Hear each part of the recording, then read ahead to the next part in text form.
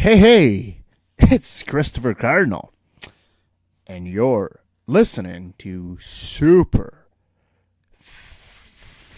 Fantastic, Above Average, Racing, Spectacular. Hey, everyone, and this is Christopher Cardinal coming back with the Super Fantastic Racing Spectacular, and the regular season and Monster Energy NASCAR Cup Series comes to a halt. Out from the ruins, out from the ragged, he made the sunshine this time. Joey Logano, how about that? Pulls it off, sticks it to the big three. Mighty Mouse himself in this really David versus Goliath story. We're gonna comb through that here, and you're gonna realize it's not that epic of a victory for Logano. It's great that he's the champion. I mean, I couldn't happen to a better guy. I thought this is a long time coming, but just how the big three ran all season, and NASCAR gets it correct on this occasion. They've been hoping for that Game 7 feel with the playoff format for several years now. Here we are. I think when the Final Four came to light, you thought it was going to be those big three. Turned out to be those big three versus Joey. Didn't you groan a little? Didn't you say, it's going to not remotely be interested whatsoever? All right. On paper, looked that way. But how about Joey just really backing up his claims from several weeks ago toward the end of the season? And he had the car to beat, and he said this is the team. You know, they had a lot of confidence in their cars. He stated, this is it. They're the team you're going to have to go through for this championship. And it turns out he backs it up convincingly, mind you, scores the win, keeps that streak alive, or the champion's been the winner of the race since 2014. Can't say enough about Joey. I think through the years we've seen a metamorphosis from him. We've seen him come from the sliced bread moniker he was carrying there for a number of years, the start of his career when he was at Joe Gibbs Racing, to now champion, bona fide superstar. Let's call for what it is. Joey Logano is, and I've said it, I've sung his praises on this program for months, that if you're looking, we talk so much about that big three, that three-headed monster that just dominates NASCAR, and you have it here, you know, and I think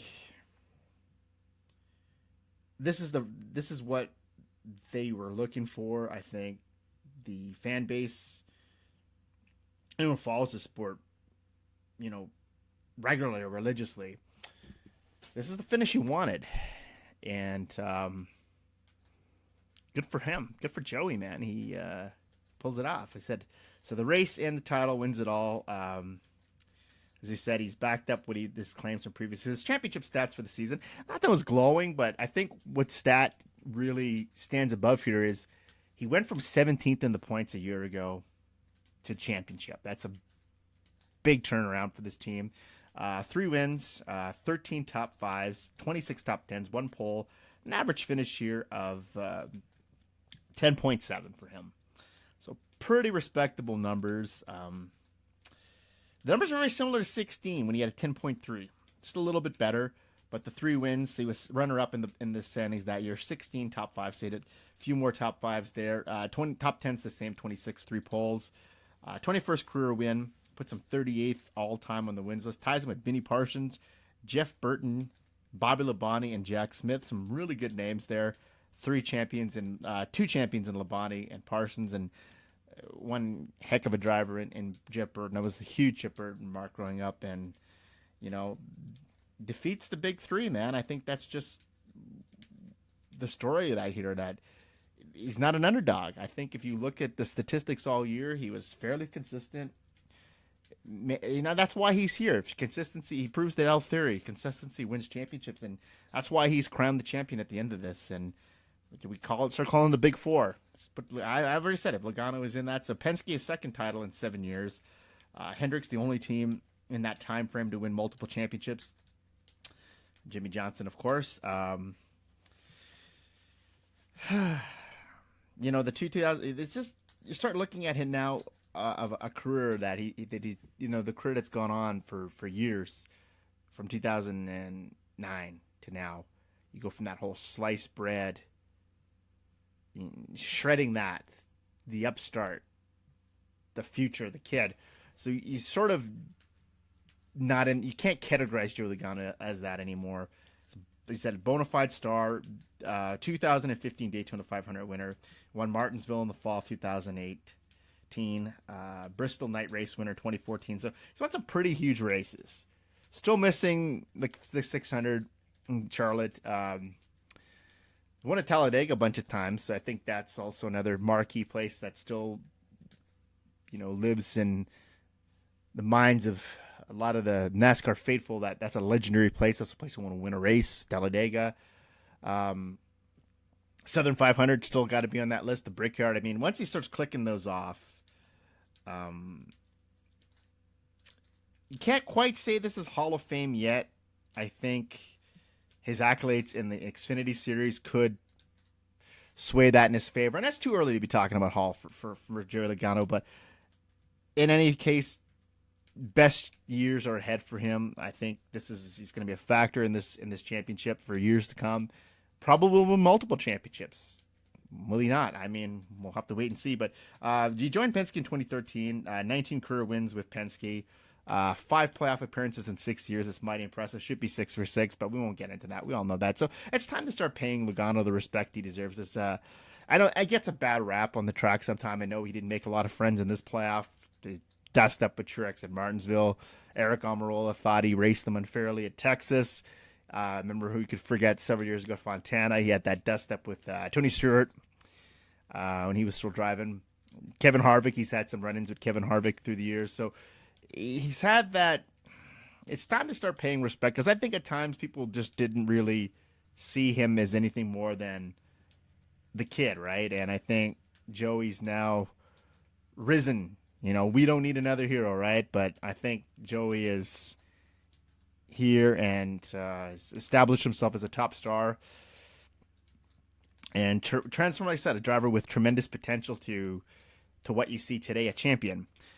So you look at his stats when he was at JGR, just never really, for whatever reason, and I don't think, could be looking at that with Daniel Suarez. I think Daniel Suarez, once that becomes finalized, they're working on that where he'll drive the 41 next year. There's parallels here. There's patterns, although Suarez has never won a race just yet. But you look at JGR, the numbers, 2 wins, 16 top 5s, 41 top 10s, 5 poles. And that's from his best finish in the points was 16th in 2010. So he peaked pretty early with Joe Gibbs. 2009 to 2012.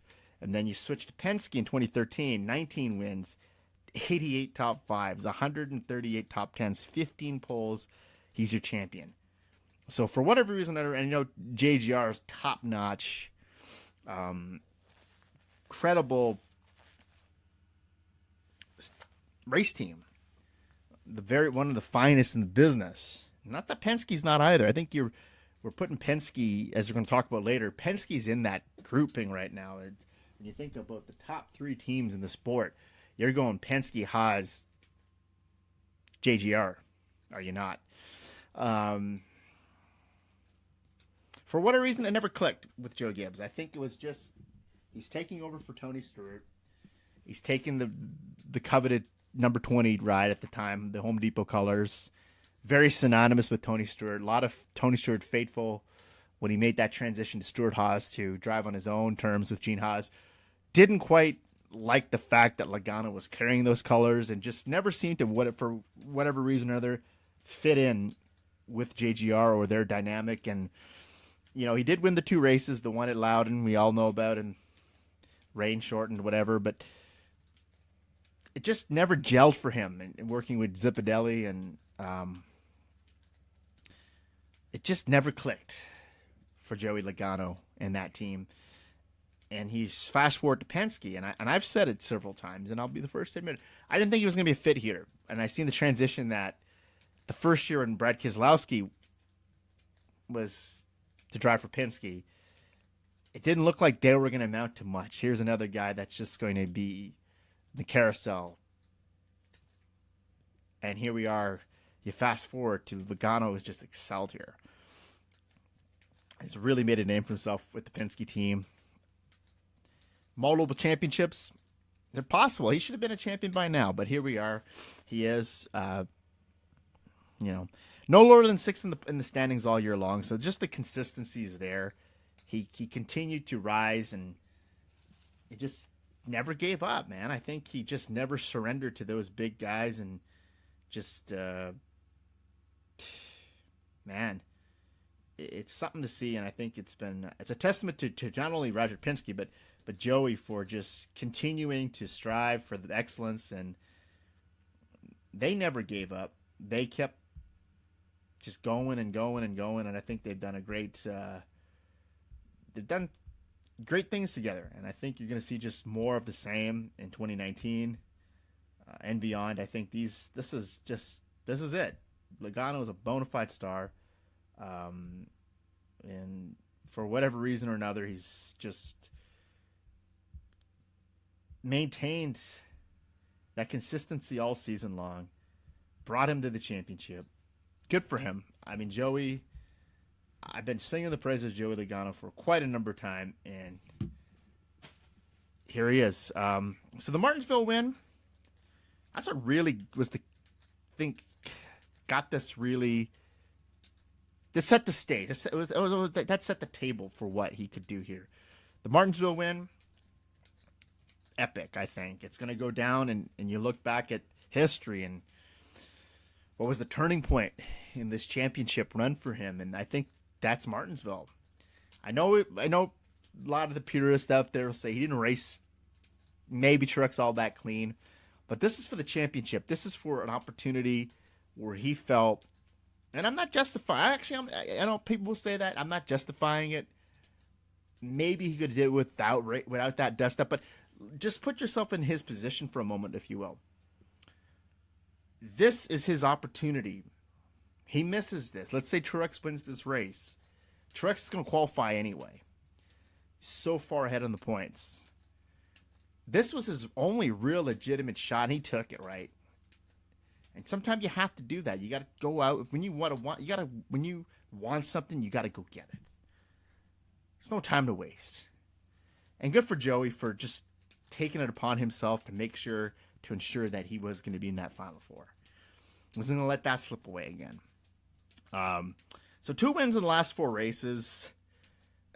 Big push for, like I said, 17th in the points in 2017. It's just racing karma. I think Richmond just killed their year last year. I think you win that race, you think you're headed to the playoff, and then it just down the stretch, it just deflated. Took any morale from this team. It just, I think, robbed them of what could have been a tremendous run last season. So Logano was trending in the right direction. So he takes down the big 3. We talk about this a lot. Turns 29 in May of 2019. Multiple championships. I think he's going to have multiple title runs. You just can kind of feel it. I felt like, I've said it before, he should have been the champion maybe twice, 3 times. You can never say, you put yourself in that hypothetical machine and you say, well, what if this could happen? You could sit here for hours on end saying, well, what could have happened here? What was going to happen had this occurred? And you'll never know, right? However, I think Joey proved to the world and to, more importantly, his peers, the people he races with week in and week out. And they know. He's a competitor, so they know what Joey can accomplish on the track week in and week out. And he went here and he took it. He took the championship, man, and he had a fabulous season. I think Looking back on it, it's one of the more underrated seasons. I think he didn't have quite um, the fanfare, or even, I guess, is all on the big three. All eyes, all focus are on the big three, right? So he didn't quite have that. I think that worked in his favor down the stretch, and the big three come away empty-handed, and they are all tied at one championship apiece. The final four. So the outlook for 2019 for Joey: win another crown jewel race, gun for that 600, Southern 500, the Brickyard. That would also just continue to build on that already dazzling resume. Penske Power, I mean, 3 top drivers. They established themselves as a major player up there with JGR and Stewart-Haas Racing. The Penske Power, you have Keselowski, Ryan Blaney, Logano, solid stable. I think we're hoping more from Blaney in 2019, but the future looks mighty, mighty bright for Penske, and just continues to build Roger Penske's legacy in all of motorsports, not just NASCAR. So Martin Truex Jr. gets the runner-up finish here, loses the lead on lap 255. Back-to-back title bids, Gonzo out the window. Truex climbs out of the car. You see, just disappointed with the run.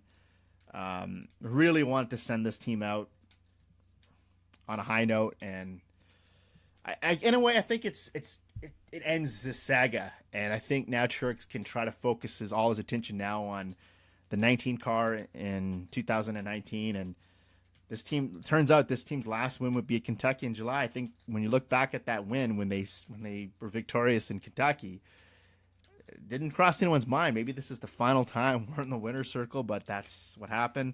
5 top fives and 10 playoff races. Lost opportunities, I think, at the Roval Martinsville could have been the turning point for this team. Either way, I think he was going to make I said he was not going to do it. I was hell-bent on standing by my claim that he was not going to see the Final Four. Proved me wrong. Good for him. But just didn't have that winning flavor this season. It just didn't feel like this was their year. Once they announced they were closing up shop, it just feel like that was it. The wind out of the sails. It feels like they lost focus maybe, and I think Martinsville, I know they would have loved to get that one last win, but for whatever reason, could just not come up with it. So him and Cole Perrin, they're on their way to Joey JGR, man. They're in good shape. I think once they work out the bugs, and thing is, the acclimation process I don't think is going to be as steep as some might think it will be. Virtually this is the same team, same crew chief, same driver, different equipment, pretty much the same equipment. As you know, Joe JGR is a satellite team for Furniture Row.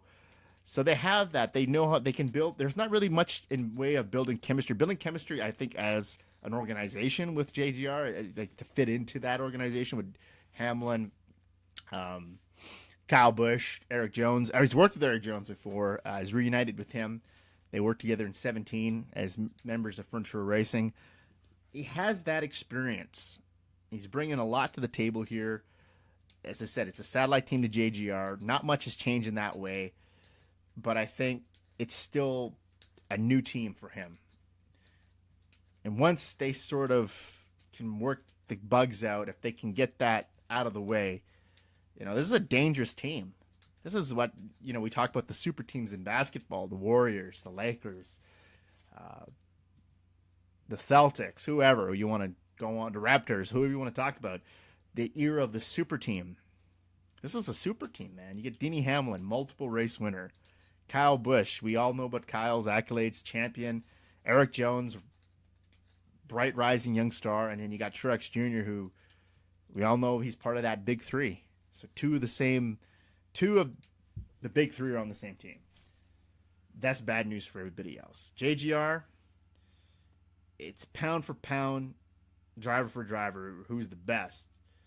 I mean, state your claim, who you prefer, but I think JGR and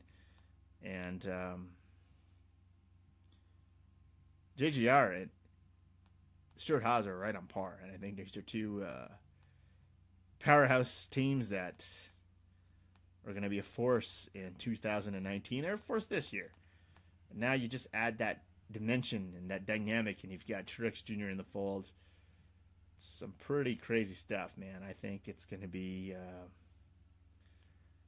fun to watch next year. These guys, I think it's going to be big for things ahead for Truex, and we'll see what happens with him in the 19. It's just, to me, we'll talk about that later. But it's just Daniel Suarez, man. I just feel like, does he get the short end of this stick? Does he not? Kevin Harvick, so third place. Dream season ends in disaster and disappointment. Third place run since 2010. Now look at this stat. 7 out of the 9 years, and this dates back when he was at RCR, he's been third or better in the points. That is an impressive run. Kevin Harvick, I think when we talk a lot about Kyle Busch and the records he puts up and how dominant he can be on the track sometimes, I think we often sleep on Kevin Harvick, how Kevin Harvick is just, to me, one of the finest racers in all of autosports, not just NASCAR Cup Series. 8-win season, the most in his career. Really would have loved to see him claim the checkers to be the 9th. Just lots of, debate over if that infraction at Texas really cost him the title or not. That really was enough to sway the momentum in the favor of the other 3 competitors. And, now we can't focus on that. I think either way he was going to be there in the standings. He was in good shape, unless barring a complete disaster. But at ISM, I didn't think he was going to win the race. I thought he was not a pick for me to win anything past that race at Texas, even here at Homestead. If he was going to win the championship, unconventionally, you don't win the race. I thought actually this year that a non-playoff driver, so someone who was not competing for that championship, was going to take the championship and leave it to the tiebreaker of the points. Still waiting for that. That would add a whole other dynamic to that Game 7 field that NASCAR is going with this format. Maybe next year. But in any case, I think the goal for Harvick was for 2019 is to drive for 50 wins. He's 5 short. Continue to be a big part of that big 3. I think that big 3 trend is going to continue in 2019. I think you're going to have Logano, maybe another driver in there. So maybe you could have a big 4 or 5. But I still think Harvick, if anything, next year is going to reach that plateau. He's going to reach 50 wins, solidifying himself as the future Hall of Famer, no doubt. Closing in on 200 top 5 finishes. He's 191 right now. So he's 16th on the list, only 33 behind Jimmy Johnson, the only active driver on the list. So we start looking again at these accolades that he put up since 2001 when he burst onto the scene, subbing for Dale Sr. Harvick has really gone through transitions where there was some rough years with RCR. That's why I think he was very adamant at that point. He didn't want to be a part of that anymore. And I think had he still been there, I'm not sure he would have reached the heights he has, risen to at this point. But you can't look back at that. I think he made a great name for himself there. Stewart-Haas Racing is virtually his team. He's the top dog there. I don't think that's going to change anytime soon. That's nothing on Boyer, Almirola, or Suarez. It's just, this is his team. It all goes through him. Nothing changes in 2019. More of the same. For the closer, Kevin Harvick. Kyle Busch, so 4th place finish here. Again, much like Harvick, dream season ends in disappointment. Fails to collect that 9th race win. 8.3 average finish for his average finish on this, best of his career. Heavy favorite to win it all in 2019, is he not? Come on. 2019 could be a huge year for him. He'll make his 500 career start at Las Vegas, his home track. Eyes on making the top 10 on all of the all-time wins list. Very close to that. He's 3 behind Lee Petty, 4 behind Rusty Wallace, put him at 56 wins if he can do it. Think he's going to shatter that sooner than later. But here he's looking at other accolades and other series in 2019. Lots to look forward to. He could be number 1 on the all-time wins list across the 3 series. He could over 200 wins. Here's what he needs. He's got 194 wins. He's 6 away. Through the 3 series, he's got 194 wins. 6 away. 200 wins across all 3 series. It's there for him. He's right now tied with Ron Hornaday in the trucks. 1 truck win, he's ahead. All time. He's already all-time wins leader in Xfinity. You know, and he plays the role of a heel. I know that. He plays to the crowd. He's not the most popular driver out there. He knows that. And he uses that to his advantage. Does he not? But I think you got to give this guy credit where credit's due, considering how he's only in his early 30s. He's had tremendous success everywhere he's gone. He's only been with 2 teams, Hendrick and JGR, but it's just the heights he's reached in such a short period of time and how consistent he's been. How could you not really get behind this guy, whether you like him or not? I think Kyle Busch is Hall of Fame, man. I think we could talk that greatest of all time. It's legitimately a case you can make. Is he the greatest driver or one up? I think we can go back and forth on that, but I still think one of the greatest of all time. Try and dispute that. You can't. You can try. It's not a fair claim.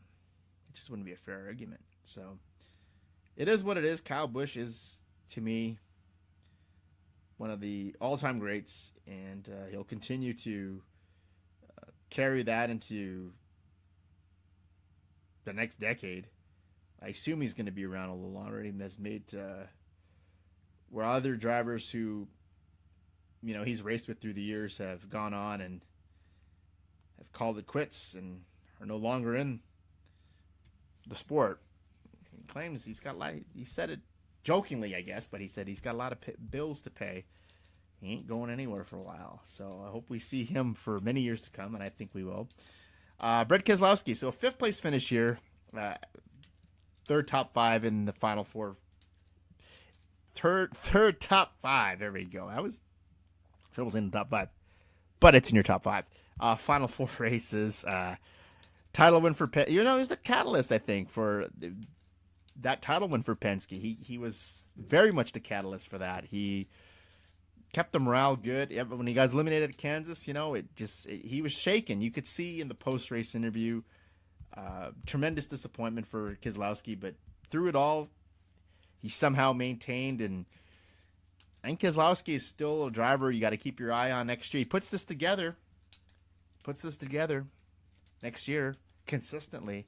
I know he had that hot streak in the end. We're going to talk about that before this program's over, but just a little more consistency, and we could be talking about Brad K in that Final 4 next season. But we'll see.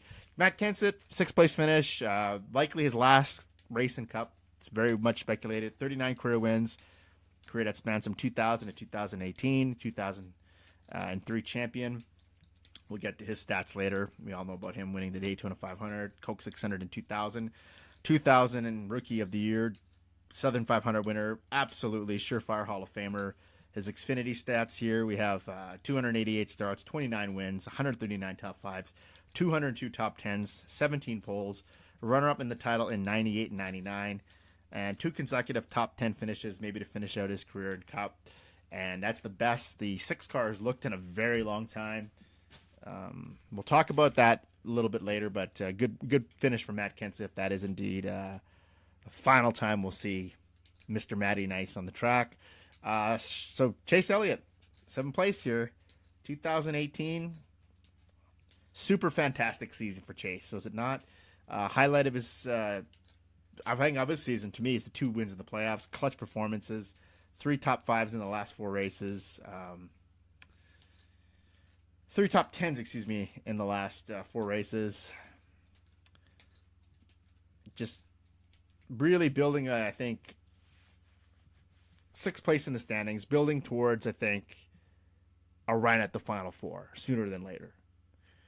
Maybe it's next season, maybe it's not. Maybe it's the year after. I don't know. But I know Chase and Hendrick are at the point now where he's the face of Hendrick Motorsports, and I think it's time to acknowledge that he is rising up through the ranks, and it won't be long before we see Chase just roll off multiple win seasons and building a case to be one of the greatest in this sport. And we're still waiting on that, but I think the days of waiting for Chase to break free are just over. I think we'll talk about him in a few minutes here. So Stewart-Haas Racing rounds out the top 10. Clint Boyer in 8th. Kurt Busch finishes 10th. Eric Almirola 9th. So a 5th place finish in the standings for Almirola, career best. Solid season for all of the Stewart-Haas cars. Stewart-Haas definitely the toast of the town, and they had a phenomenal season for all 4 drivers. We'll talk about them later. So we had to crown 2 other champions in the series. Tyler Reddick. Up to me, when I saw this, I was, not really looking at the race. I didn't watch the race. I didn't watch anything related to NASCAR that weekend, really. Saw a lot of replays. I was stunned, for lack of a better term. I mean, shocked, you name it. Marveled, I don't know, whatever you want to, whatever adjective you want to use to describe my emotion, that's how I felt. Pure other shock that this guy won the championship. Underdog story. Just, if you were gambling on this and you put your money on Tyler Reddick, you're walking away. Could this be NASCAR's greatest upset of all time? I think so. He was consistent through all the season. I mean, he wins the title race, clinches it. Never dropped lower than 7th in the standings. So much like Logano's run, didn't really talk a lot about him. There was a lot of emphasis on his teammate Elliott Sadler. This is his final run in the Xfinity Series. Really remarkable that this guy is the champion. And I think this is where, again, the playoff format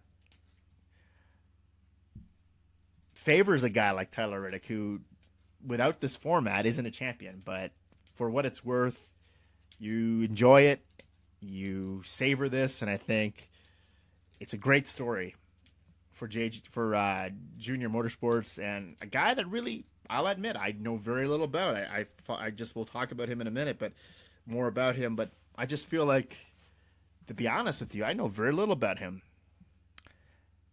And I think from what I've been reading, and I looked at his career stats, I think this is a guy that could be a star in the making. For years to come, could be a factor in the championship, not only in Xfinity, but maybe once he transitions to the Cup Series, makes a name for himself there. Wins the opening race at Daytona. That was sort of, some saw that as an upset, viewed that as a bit of a shocker, that he won the opening race at Daytona. Backs this up here. He won last year as well, too, with Chip Ganassi. Ran 18 races for them, won Kentucky for them in 17. And the 2018 is his first full season when you look at it. He's not a rookie, but in this series, but this is the first time he's run the entire season. 51 career starts. He's got 3 wins, 11 top 5s, 26 top 10s, 2 poles, 3 truck wins for Brad Keselowski Racing, throughout 2015 and 16, and joins RCR in 2019 as Daniel Hemrick departs the Xfinity Series. Will run the Cup Series with 31 next year. Seems to win everywhere he goes. If you look at it, he's won in trucks, he's won here in Xfinity. So what's next for him in 2019 and beyond? I think there's loads of potential. He's 23 years old in 2019. RCR, I don't know. Their program, their program in the Xfinity Series is okay. I mean, it's more competitive than it is in the Cup Series at this time. Not the fastest cars, but I think Reddick this is we're going to see if this is going to tell us who he really is. Junior Motorsports, good equipment. I mean, Dale Jr. has done a great job. It's essentially a satellite team of Hendrick Motorsports. They've done a great job of putting the right personnel in place, so that is a smashing success. And it's not to demean this championship. I think it's one of my favorite moments of the season is this guy winning the championship. I think it was amazing. But RCR is a tick behind. So we're going to see, unless they get their program right next year, they improve greatly. We're going to see exactly if this is just one of those deals where upset champion, great for the record book, or is this Taylor Reddick really going to be a major player for years to come? And I'm going with the latter. I think he is going to be a major player. RCR could use a driver like this in their stable and has tremendous upside. And I think this is great. So also it's just an upset. There's an upset weekend, was it not? The whole championship weekend. Brett Moffitt, he wins the truck title. And a superb year for him in the trucks. 6 wins, 13 top 5s, 13 top 10s. This is his first full year in trucks. He's got 7 career wins, 45 career cup starts from 2014 to 17. Career best 8th place at Atlanta in 2015, driving for MWR in the 55 cars when Brian Vickers was struggling with his issues with blood clots. And former MWR standout, I mean, I think he got chewed up, unfortunately, in MWR's demise. I think he was a victim of that, as he had a bright future. I think he would have been full-time for them at some capacity had that team survived. So it left him really floundering around for the better part of 15, 16, and some of 17 in the trucks and the Cup Series as he raced for BK Racing in Cup and Front Row, and then Red Horse in the trucks. And before he found his footing with this team he's with now, he did race for them when they made their debut in 2013. They also fielded trucks, for Ryan Truex Jr. for the last couple seasons. Jesse Little has driven for them, Ross Kenseth. But Moffitt, I think, can make this team his own. I think next year, expect more of the same. The Truck Series field is a little thinner these days, and I think every year there's a rising star. And I think this is an opportunity for Brett Moffitt to really set himself above the rest in the Truck Series. And I think sometime you looked at a lot of the guys that Kyle Busch Motorsports had in there. Johnny Sauter has had a career renaissance in the Truck Series. Matt Crafton has just been there forever. So you don't really look at guys like Brett Moffitt and think winning this championship is going to establish him as a major star. Maybe he'd get another chance at a cup ride sooner than later. And just lots of talent there. I think winning a championship in any sport or any level of racing is quite an honor, and good for him. And we'll see more out of him, I presume, in 2019. But seven career wins, get 6 of those in this season, and that's pretty good statistics for the Truck Series. So now we're going to just comb through some of the 2018 season highs and lows in the Cup Series, what I thought stood out to me. And clearly one of the biggest highs is Joey Logano really playing into the crowd and diehard NASCAR fans, giving them that big race feel they desired with this format, taking advantage of it, winning this championship, taking down the big three it was a toss-up. I don't know who was going to win out of the big three. Truex, Harvick, or Kyle Busch. None of them win. Claims his first title following a really disappointing 2017 season. Overcomes the Martinsville brush-up with Truex Jr. and the controversy with Almirola, Texas. And following, as I said, years of promise where, was he going to be a legit superstar or not? Was he going to be one of those guys that just had the potential but never quite tapped fully into what he could have molded himself into or had the ability to based on situations that he was in with a race team and JGR? It just looked pretty dim for him. And Penske has given him new life. And, back again, what I think what impressed me was that he backed up his claims. He knew, and that was just a driver who had a lot of confidence. And it can't be mistaken for overconfidence or, arrogance. He felt, and you'll know that, I think, as a driver in any series, you'll know when you have an opportunity to do great things. And Logano believed in his race team, believed 100% in his abilities, and here he is, winning the championship and forever cementing himself in NASCAR history. Sturhaus Racing ruling the Ruse, I think, was another big one for me. They ran roughshod over the competition. 8 wins for Harvick being Harvick.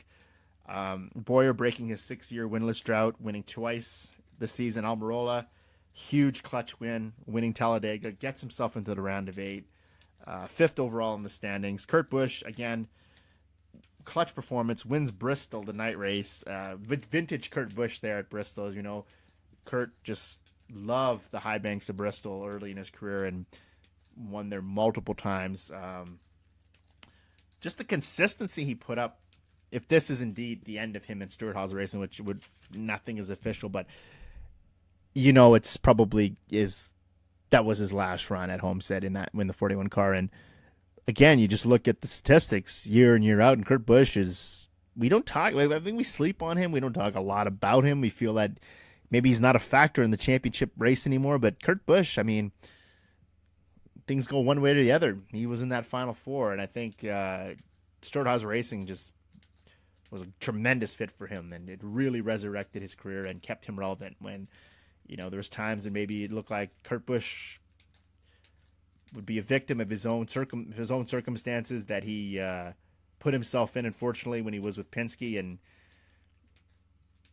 he rose above that, and I think didn't get sometime the credit he deserves, old Kurt Busch. But so tail of the tape, top 3 teams, Stewart-Haas is just led with wins at 12, at 42 collectively out of all 4 cars, led with 42 top 5s. No, we're behind Penske, Joe Gibbs Racing by 2, but 42 top 5s, 84 top 10s, 9 poles. JGR stats, 9 wins, 44 top 5s, 72 top 10s, so they're just a little bit behind Stewart-Haas in that department, and 10 poles.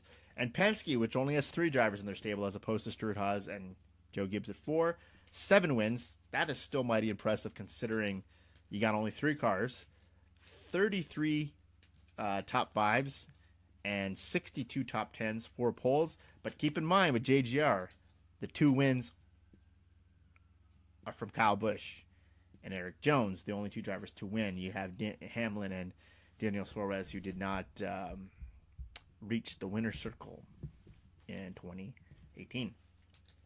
So another high for me was the arrival of Chase Elliott. Finally capitalizing on the promise that we all knew he had. Floundered around really for following 2. I didn't say he floundered around. He was strong, but 2 really frustrating seasons for him. He was on the verge of victory. 8 runner-up finishes in 3 years. And he had the runner-up this year early on. So he finally wins at Watkins Glen in August. Backs it up with 2 wins in the playoffs.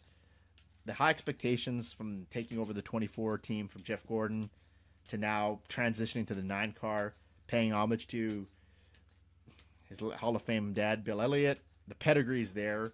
The Elliott racing heritage is strong, and I think Chase is going to really do great things in 2019 and establish himself as the top guy at Hendrick Motorsports. And I expect Chase, as a very bold statement, very early on, too soon to tell, but I think Chase is going to be a factor in this championship next season and is going to win multiple times in the 9 car in 2019.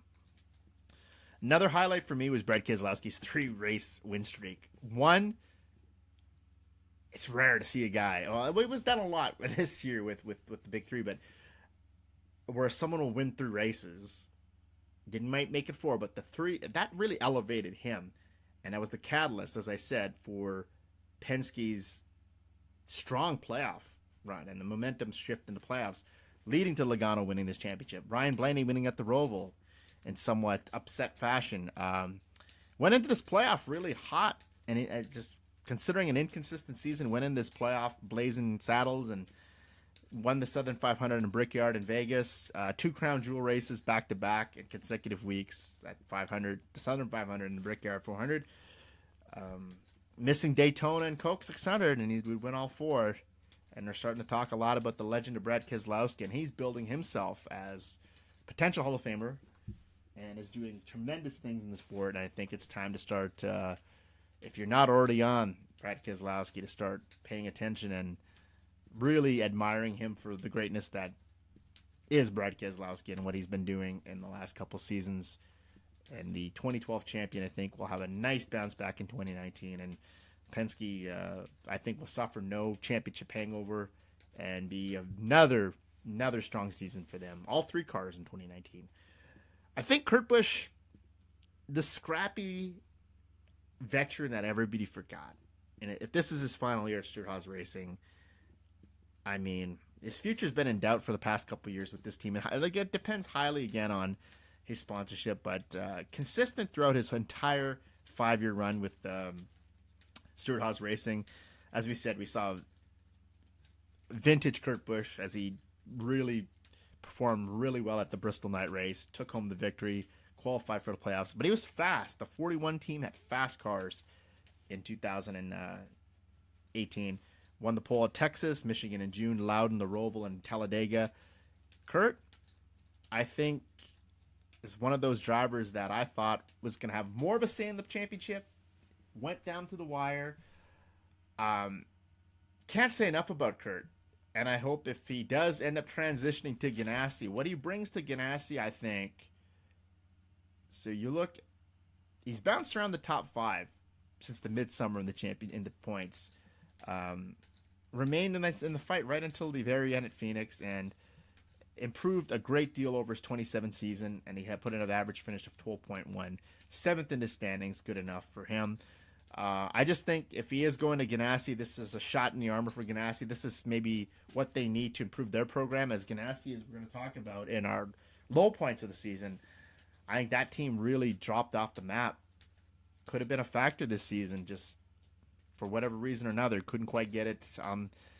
Couldn't quite click when they needed to, and who knows, Kurt Busch, maybe he can have the same kind of success he did with Ganassi as he did here at Stewart-Haas Racing. But in any case, if this is the very end, which let's call it for what it probably is, very successful run, and it really helped Kurt Busch remain relevant. And who knows? We don't talk a lot about it, but there's been gaps between championships. 84 for Labonte, 96 Kurt Busch. It's been a while. 2004. I'm just saying. Never keep your eyes off him. Kurt Busch is a tremendous driver, and I expect we're going to see him do great things again in 2019. A strong progression, I think. The great gradual but sweet progression of Alex Bowman and William Byron, 2 young drivers from Hendrick Motorsports. I think Bowman, when he was going into this 88 car, a lot of skepticism. He's not trying to be Dale Jr. He was pretty much, when he subbed for Dale Jr. in 16, that put him as the front runner when this seat became available. There was a lot of speculation who it was. And I know when it was announced it was Alex Bowman, there was that, it's Alex Bowman. Well, he's made this 88 his own. It's not that we're ever going to fit Dale. You see the nationwide blue colors, 88. You're going to think Dale Jr. But I think Alex Bowman's slowly making that team his own. Gets a career best finish of 3rd at Pocono in July. Made the playoffs. Surprisingly makes the playoffs, but not just makes the playoffs. He wasn't just content with, it's nice to be nominated. It's nice to be part of the party. He gets to the round of 12. And for a guy that really hadn't been in a premier position like he was this season with the 88, made it work for him, and he's developing great chemistry, I think, with Greg Ives. I expect big things for them in 2019. Alex Bowman, we'll just see what he can do, but his progression has been one to watch, and it's been very refreshing to see him go from a guy that, wasn't in the best situation when he was at Tommy Baldwin or BK Racing to having a legitimate chance to be a contender and to win races here at Hendrick. It's coming. It's coming for Alex Bowman. I think big things are on the horizon for him. William Byron, Rookie of the Year. Career best finish as 6th at Pocono in July. Again, didn't really make the headlines a lot of people thought he was, and I never thought he was. I thought him getting upgraded to Cup was a little bit premature, but I think that's what was the beauty of this, not the beauty of not knowing. And I think he didn't, when he excelled really well in Xfinity, he took to the Truck Series really well. He struggled for a fair bit of the races this year. Wasn't the William Byron we've seen that just excelled like he did in the other 2 series. And I think that's what's really put him in a prime position now where he's working with Chad Knaus in 2019, one of the best crew chiefs in the business. So there's a lot of big things ahead for the youngster. I think William Byron, a win for him next year, a true win, is to make the playoffs or be at least in contention to make it. Really wasn't in that conversation this year. Was just really getting his feet wet and finding his place in the Cup Series. And I think William Byron is going to do a lot of great things, not just in 19, but for years to come. And I think he could be the cornerstone of this organization. That's Hendrick Motorsports. And another rookie, Darrell Wallace Jr. His run-up finish at Daytona 500. I know he peaked kind of early, nearly wins the 500. That would have been one heck of a story. But I think he's carrying the banner for African Americans in NASCAR and giving them an opportunity to give them a voice and give them an opportunity for more to follow, more people to fight, get interested, more minorities. I see there's a great diversity in motorsports, and we've seen, but not so much in NASCAR. And I think Bubba Wallace is the face of the future for African American drivers and also other minorities to get their footprint, to find their way in NASCAR. And I think it was great to see him finish the Daytona 500, nearly win the thing. Everyone remembers the post-race interview in the media center. But just from what else was a dismal season for him with Richard Petty Motorsports, that was the one thing to me that stood out. And it was great to see just how much it meant to Bubba Wallace to be in a position not only to be in the Cup Series and run for the Rookie of the Year title, but to almost win the Daytona 500 in your rookie season. Mighty impressive. And I think Bubba Wallace is, I still think he's going to do big things and it's going to get himself, I think he's going to win in this series. I just don't know if it's going to be Richard Petty Motorsports, but I think this could be just a springboard or stepping stone for great things for him and years to follow. Matt Kenseth and Casey Kane, Jimmy McMurray, calling it a career, but doing it with a smile. And I think some people say they're being pushed out. You know, the thing with Kane at the end, how he left Levine family, kind of gets you like, thinking, right? But in any case, he seems quite content with what he's doing. Same with Kenseth. Finished his career with 2 consecutive top 10 finishes. The best that 6 car has looked in forever and a day. He came in there in May to try to do something to help that team's morale, help that team see better results on the track. It didn't quite work out as planned, but for him, the career numbers, Hall of Famer for sure. You look at it, he's the 2003 champion, brought the title home to Jack Roush for the very first time in his career. 665 career starts, 39 wins, 181 top 5s, 329 top 10s, 20 poles, career high 7 wins for his season with him and JGR, his first season with them in 2013.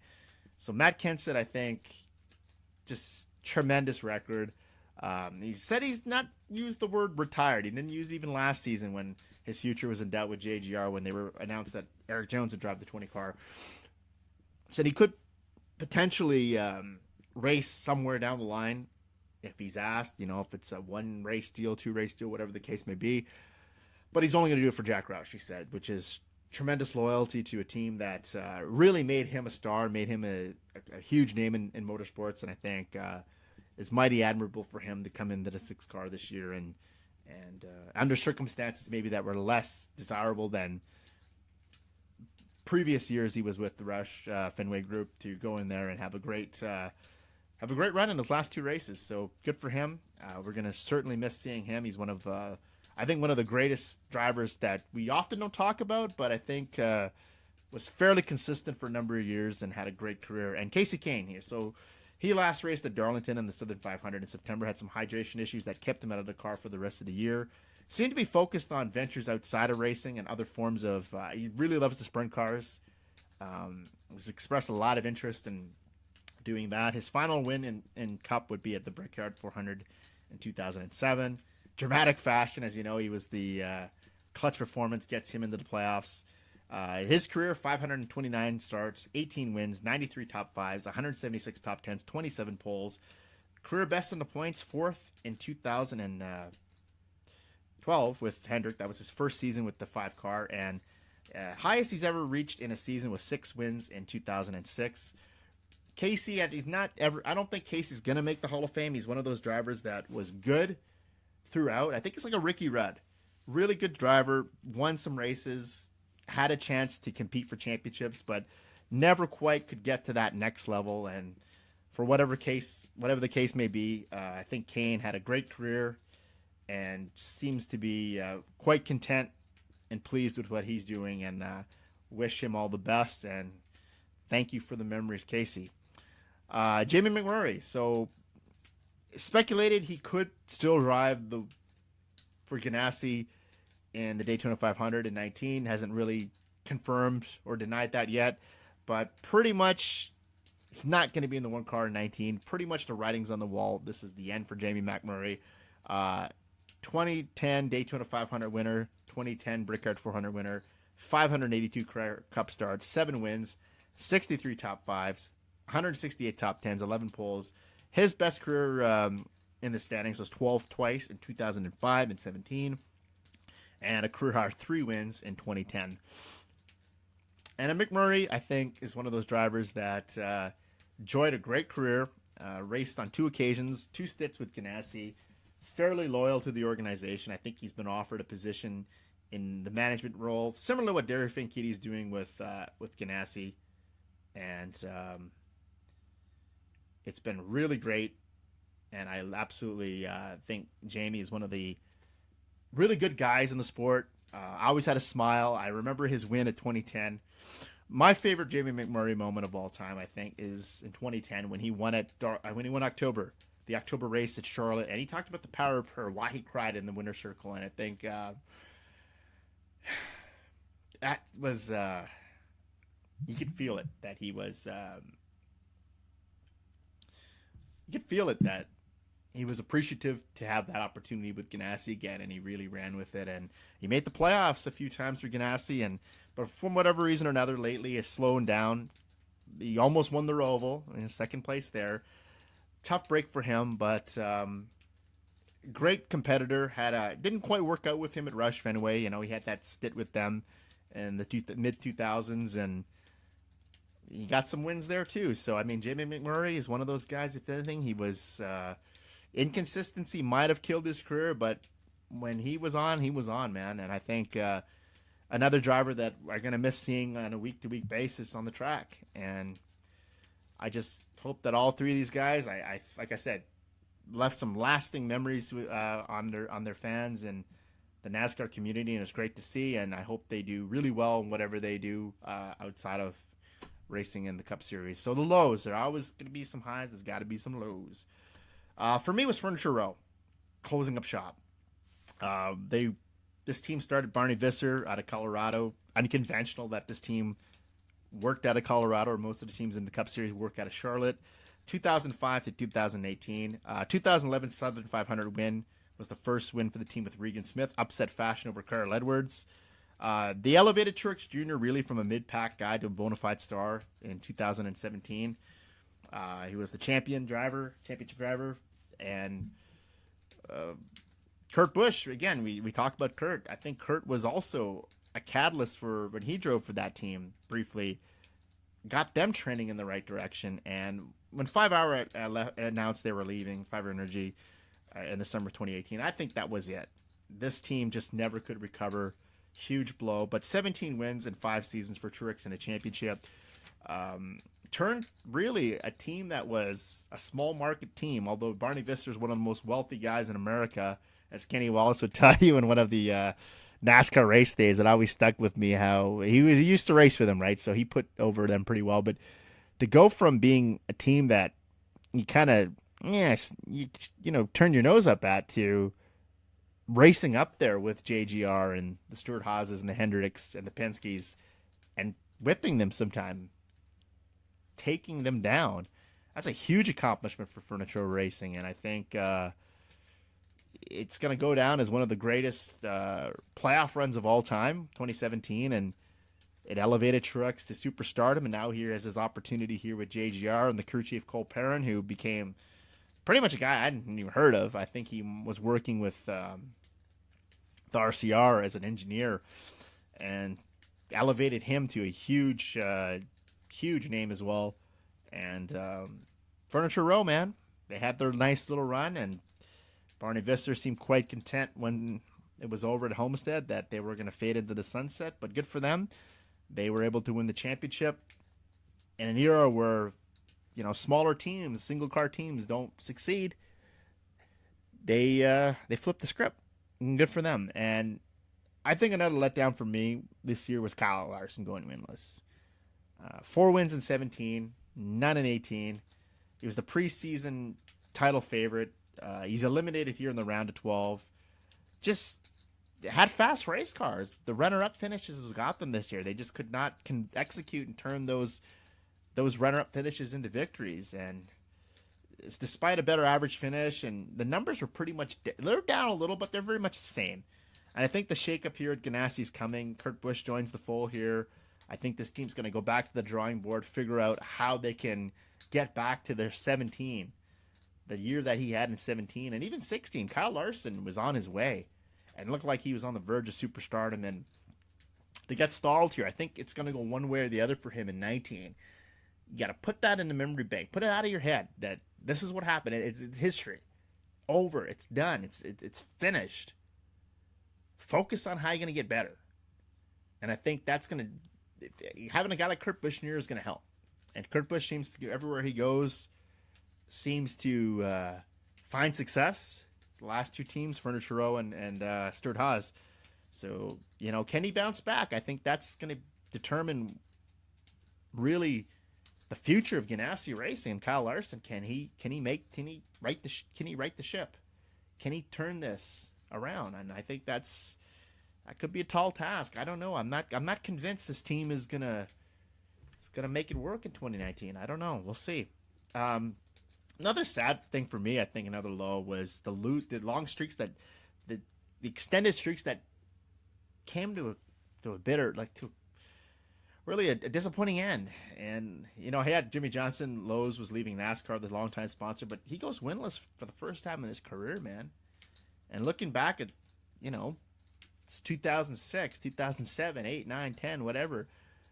To think that he would be shut out back then, you would have said, never. This is Johnson, just too good for that. So he goes winless here in 2018. He's won a race every year since 2002. We talked a lot about this in our program, previous episodes, but I think it's still mighty shocking to talk about it to this day that Jimmy Johnson, he didn't win a race this season.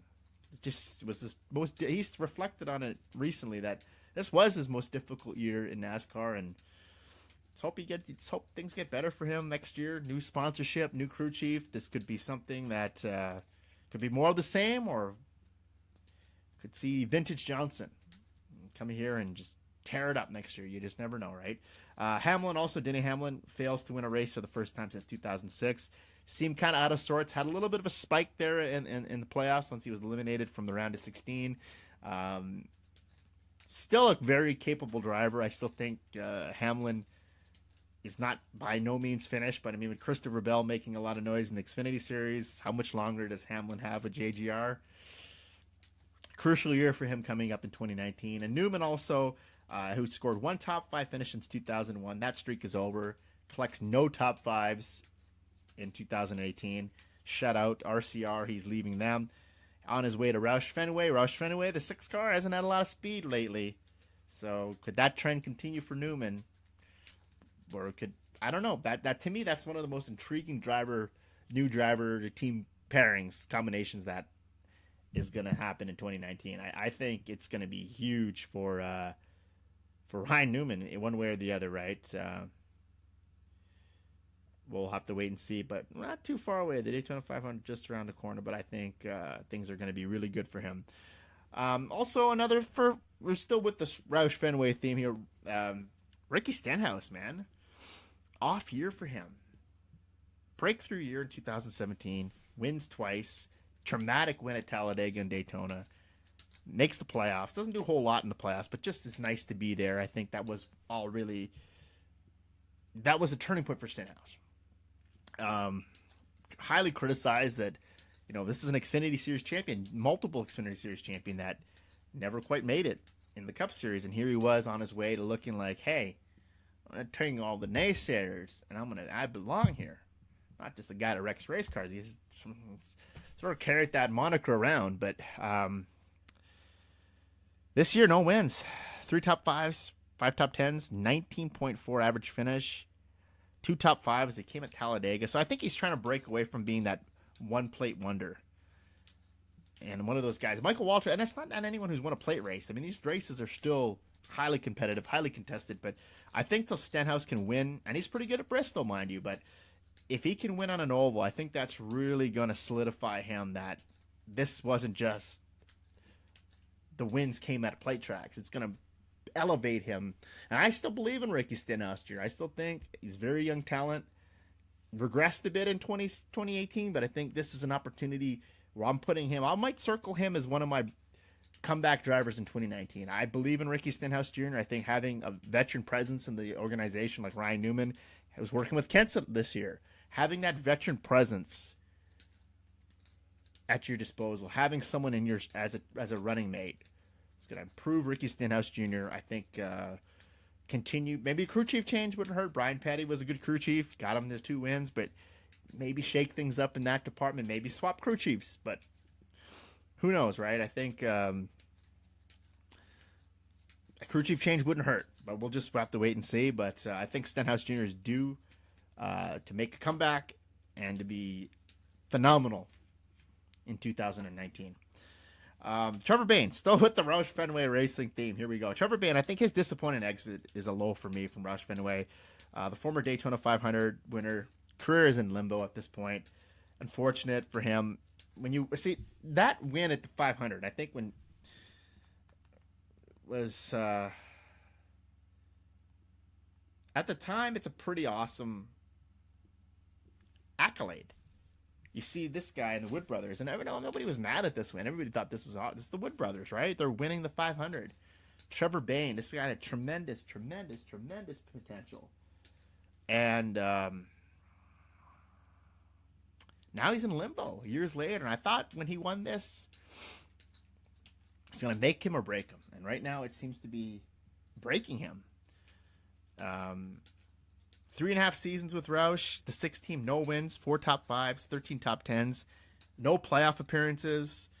Split the season with Kenseth in the 6 car. Kenseth was in there as a bandage to try to repair whatever damage this team was going through. And now Bayne, I mean, still a young driver. I think he's got a lot of, if in the right place, right time. Maybe he's got to go back to the Xfinity Series and,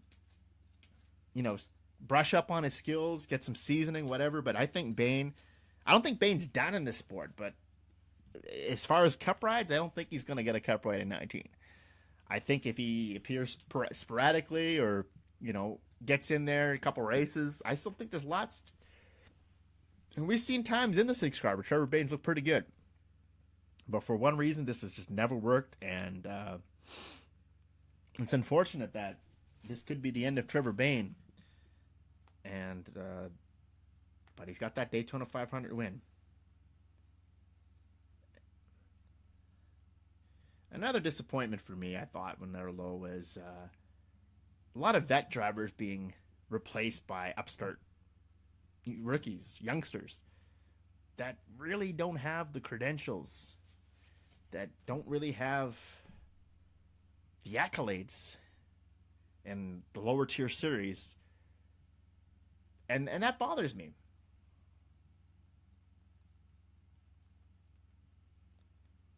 It really bothers me. So you have the situation with AJ Allmendinger. He's being replaced by Ryan Preece. Newman by Daniel Hemrick. So these are upstarts, really, and between the both of them, Hemrick and Preece, get 7 cup starts between the 2 drivers. Hemrick has never won a race in Xfinity or the trucks. It's had some good finishes, though. He was 3rd in the standings in 18, 4th in 17. So he's been fast. He's been good. He's been really well in the RCR Xfinity team. But this is Cup. and Newman really struggled this year in the 31. Can Daniel Hemrick, fresh face, fresh flavor, turn this around? We'll see. Ryan Preece, he's got the 2 wins in the Xfinity Series for JGR. He's replacing Allmendinger, and between Allmendinger and Newman, let's say 2 wins between the two of them in 5 seasons. So had they gone stale, had those combinations just run their course, I'm not saying Preece, and I'm not comparing the two, that Preece and Hemrick are the right answer for these 2 teams, but I think the approach these 2 teams are taking is, let's freshen this up. Maybe it wasn't working with Newman. It wasn't working with A.J. Allmendinger. A.J. Allmendinger was only realistically a favorite at 3 races. The Roval.